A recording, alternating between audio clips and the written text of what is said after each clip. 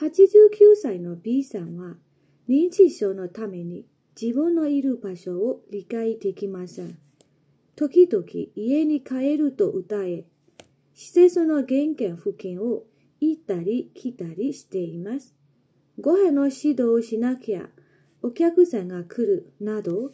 口にする理由は様々で、その都度安心できるような言葉をかけたり、気が紛れるような作業をお願いして落ち着かせています。これまで2回ほど見守りの隙をついて、一人で施設を出たことがあり、幸い近所の人が見つけて知らせてくれたため、無事でした。以降、常に所在を確認するよう注意しています。ကဲဒါဆိုဘာသာတူပြန်ကြရအောင်နော်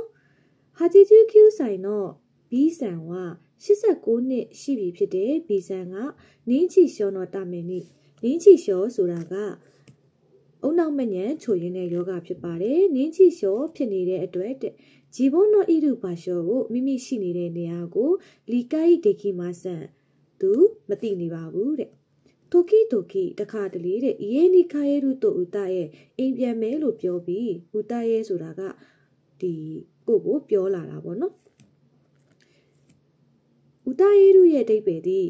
ပြောဆိုသည်တိုင်တန်းသည်ဆိုတဲ့အဓိပ္ပာယ်ရှိပါတယ်သူကကိုတိုင်တယ်လို့မျိုးပြောလာတာသူ့ရဲ့အကြောင်းသူဖြစ်နေတဲ့အရာကိုပြောပြလာတာကို歌えလို့ပြောလို့ရတယ်နော်歌えるဖြစ်ပါတယ်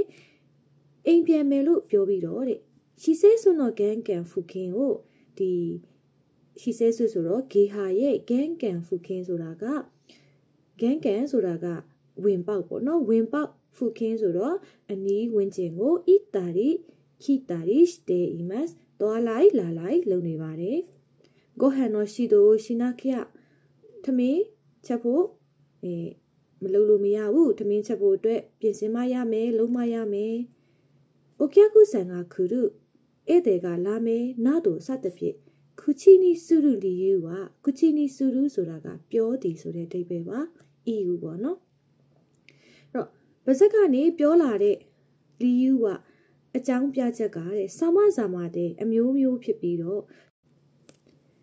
その都度安心できるような言葉をかけたりその都度ဆိုတာကအဲ့ဒီအချိန်တိုင်းအခါတိုင်းမှာတဲ့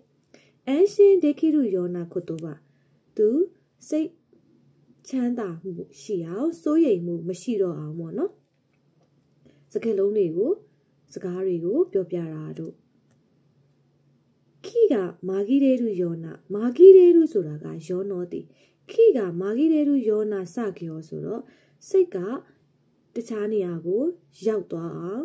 ရောသွားအောင်ပြန့်သွားအောင်လုပ်ပေးတဲ့စကြောလှုပ်ဆောင်မှုတွေကိုတဲ့အိုနေဂိုင်းしてသူ့ကိုတောင်းဆိုပြီးတော့အိုချစ်ကစတဲ့ いますစိတ်တည်ငြိမ်အောင်လုပ်ပေးနေပါတယ်တဲ့ပြောချင်တာကသူကခုနတော့ကအိမ်ပြန်ခြင်းနဲ့ထမင်းချက်မရမယ်ဧည့်သည်လာပြီဆိုတဲ့စိတ်တွေနဲ့ကြောက်ကြရဖြစ်နေတယ်မဟုတ်လားအဲ့တော့အဲ့ဒီစိတ်ကပျောက်သွားအောင်တခြားတော့ဒီအကြောင်းအရာလေးနဲ့ပေါ့နော်သူရဲ့စိတ်ကိုပြန်ပြီးတော့တည်ငြိမ်အောင်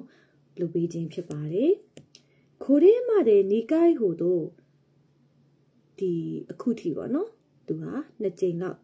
見守りの隙をついてအဓိပ္ပာယ်က見守りဆိုတာကစောင့်ကြည့်တာ皆さんတို့သိပြီးသားပါ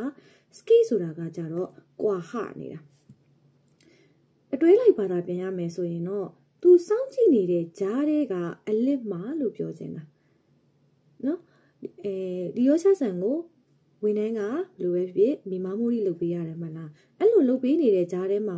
နည်းနည်းလေးလွတ်သွားတဲ့အချိန်လေးမှာအလစ်လေးမှာပေါ့နော်သူကストーリーでတယောက်တည်းရှိစိတ်ဆိုးဒေတာကိုတော့ကအာရီဂေဟာကနေထွက်တာဒါမျိုးရှိဘူးပြီးတော့တဲ့ဆိုင်ဝိုင်ဆိုတာကကံကောင်းစွာနဲ့ခင်းဂျိုနိုရှ်တိုကဒီအဲ့ဒီအနီးဝင်းကျင်ကသူကတဲ့မစ်ကေတေတွေ့သွားလို့ရှိရစေတဲ့ကူရတာဒါမဲ့အတိပေးလာတဲ့အတွက်ဘူဂျီဒေရှတာဘာမှမဖြစ်သွားခဲ့ပါဘူးတဲ့ဘူ ကြီးဆိုတာကကိစ္စတစုံတရာမရှိအစဉ်ပြေပြေနဲ့ဖြစ်သွားတယ်ဆိုတဲ့အတိတ်ပဲပါ eco အဲ့ဒီနောက်ပိုင်းမှာစွနဲနီးအမြဲတမ်းလျှော်စားကြီးကိုသူရှိတဲ့နေရာကိုတဲ့သူဘယ်မှာရှိနေလဲဂင်းကက်မှာရှိနေလားဒီဖူရိုအားမှာရှိနေလားပေါ့နော်စသဖြင့်သူ့ရဲ့လျှော်စားကြီးကိုတဲ့ခခုနင်းစုရုရောနဲ့တတိထားမိအောင်ပေါ့နော်ခခုနင်းဆိုတာက confirm လုပ်နေတာပေါ့နော်သူဘယ်မှာရှိလဲမရှိဘူးလဲဆိုတာကိုအမြဲတမ်းတတိထားမိနေအောင်စစ်ဆေးနေပဲတယ်ပေါ့နော်ပြောချင်တာခခုနင်းလုပ်ဖို့ choose day must တတိထားဆောင်ရွက်လျက်ရှိပါတယ်တဲ့ဟဲ့အဲ့တော့ဒါကနင်းချီလျှော်ဖြစ်နေတဲ့လူတစ်ယောက်ရဲ့အခြေအနေလေးကိုရေးထားခြင်းဖြစ်ပါတယ်